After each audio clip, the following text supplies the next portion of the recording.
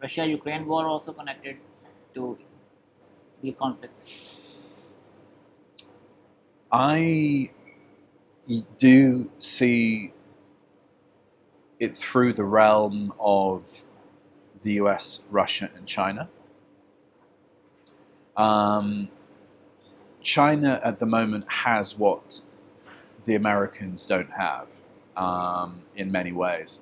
The American economy is basically a Ponzi scheme upheld by the US military and the dollar and stuffing the dollar down everyone's throat around the world. Yes. If that becomes threatened, the whole thing goes kaput, basically. And then you're in a world where the Chinese are laughing because they're now making everything.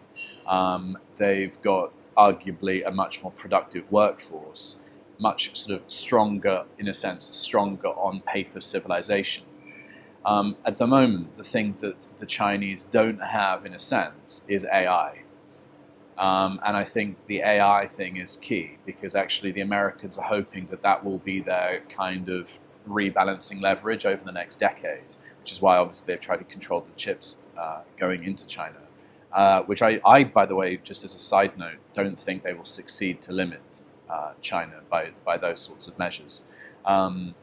However, we've already seen in this last fortnight the use of AI in the Iran war.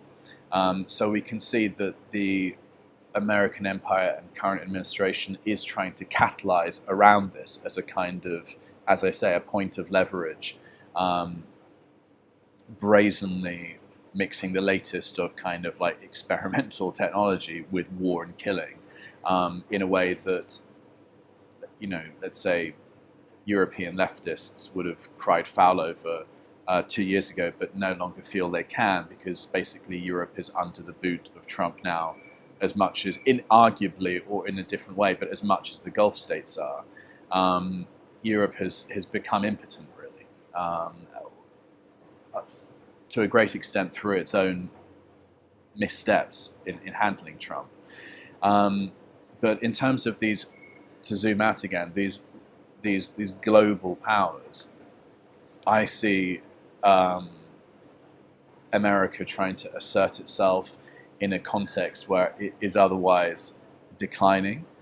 But to be honest, it's also unavoidable to see it rather than in the lineage of empires and competing empires. It's also really difficult to resist the temptation of seeing this in, if not sort of civilizational decline, then sort of end of the world interpretations, because, you know, Trump rips up the rule book on US politics and corruption. He rips up the rule book on diplomacy. International law is gone. I mean, it doesn't even exist anymore, I would argue.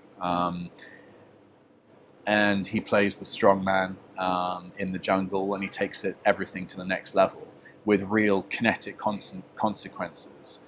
And then you add in all of the religious elements into the Middle East, and to put it in a shorthand, igniting of the Shia flame and where that can go. And then I know that you want to discuss also Jerusalem and the igniting of the Muslim flame around Temple Mount and everything. So it's difficult not to see it in those sorts of apocalyptic terms as well.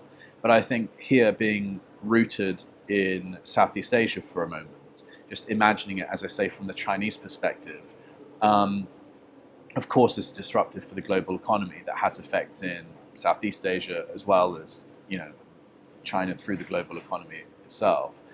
But this does look like America shooting itself in the foot, I believe, from the Chinese perspective.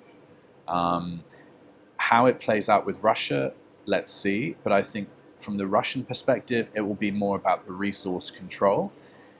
How things go with Iran, though, it seems possible to me that Russia will increase its support of Iran, depending on how things play out.